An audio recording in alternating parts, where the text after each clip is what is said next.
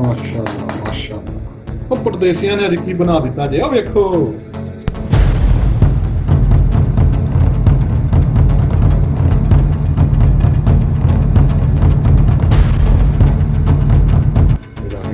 ਪਾਵਾਂਗੇ ਜੀ ਮੱਖਣ।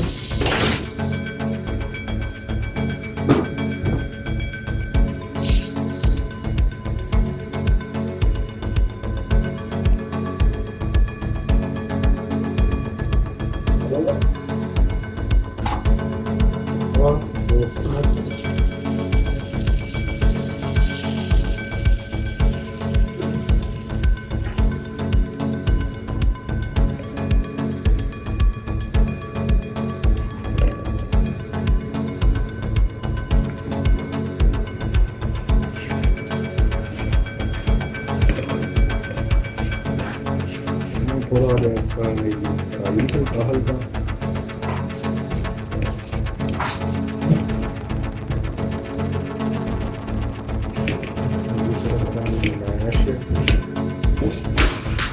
बिस्मिल्लाह दूध शामिल किया।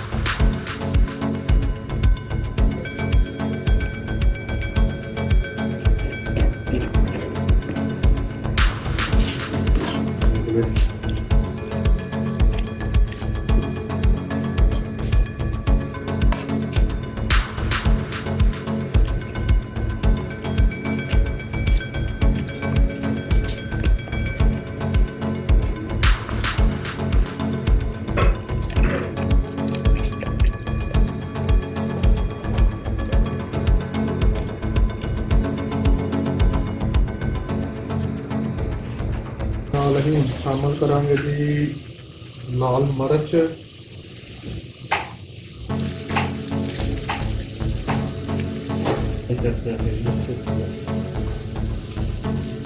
तो फिर वाला लोहा का इस्तेमाल करना।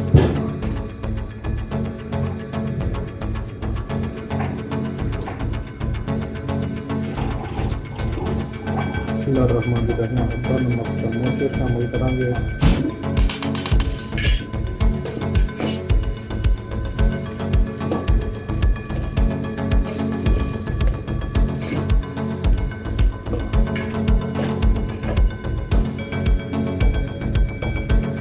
White sauce full spicy.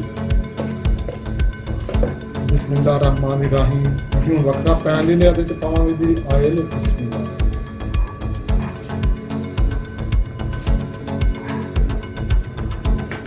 शामिल करांगे जी मक्खन।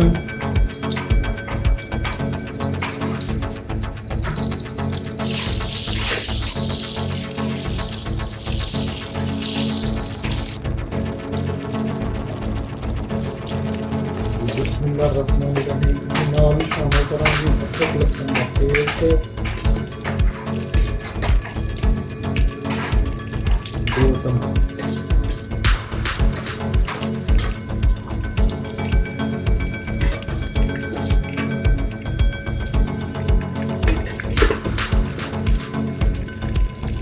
ਇਹਨੂੰ ਕਰਾਂਗੇ ਜੀ ਫਰਾਈ 2 ਤੋਂ 4 ਤੋਂ 5 ਮਿੰਟ।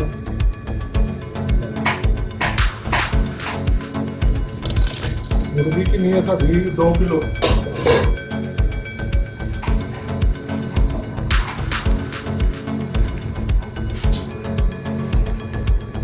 शामिल करेंगे चम्मच नमक, क्योंकि आस्ती बेटा नमक चमकता है।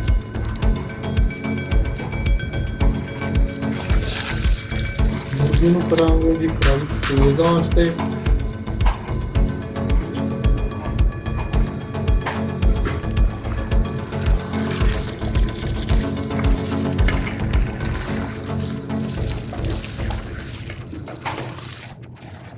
सादा चिकन जरा ना पानी सुख गया, बस थोड़ा जरा ना हल्की आंच से पकाना है।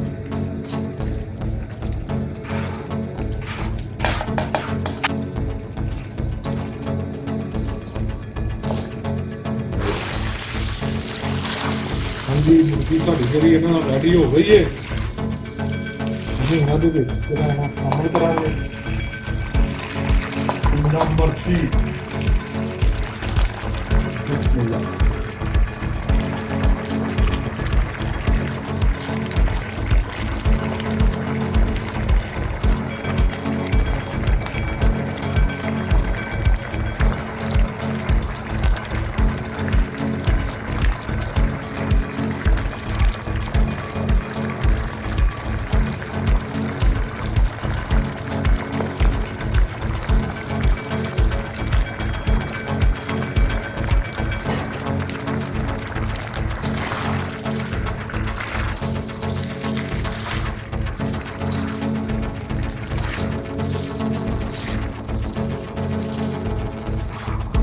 ये तकरीबन 5 मिनट हो गया। तेज आँच पे फ्राई करते हैं।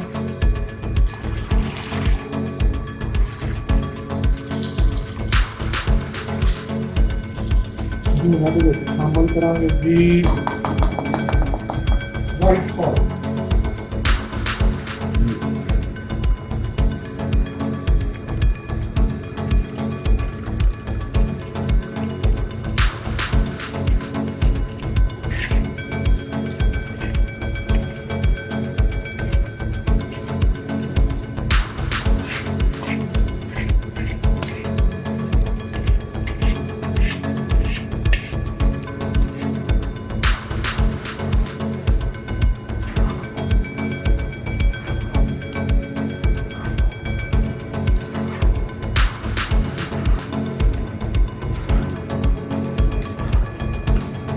माशाल्लाह माशाल्लाह। तो परदेसियां ने की बना दिता जे। देखो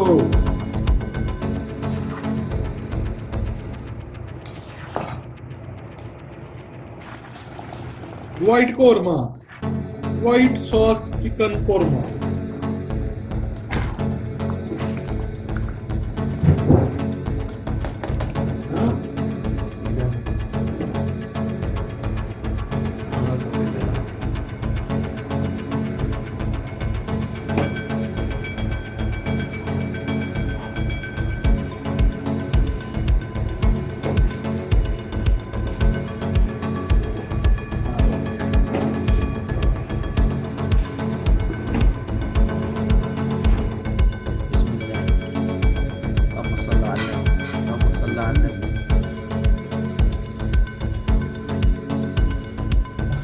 चिकन कोरमा